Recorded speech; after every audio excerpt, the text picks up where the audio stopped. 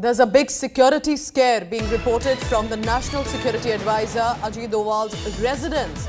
We are being told that a man in a car tried to barge into the residence of the National Security Advisor. Now, as of now, security personnel took the man in custody immediately. Delhi police is now investigating the security breach. Shreya now joins me for the latest.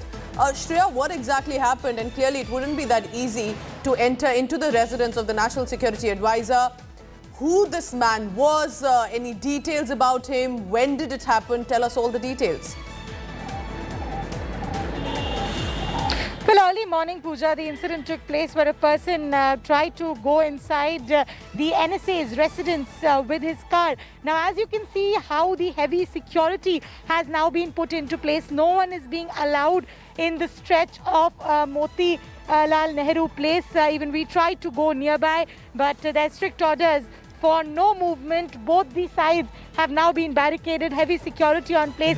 Now, what our sources are picking up, this person is from Bangalore, and he's right now being questioned at the Special Cells office in Lodhi Colony. Initial information, he's saying that he was being controlled by a chip and there was a person who was controlling him via remote control.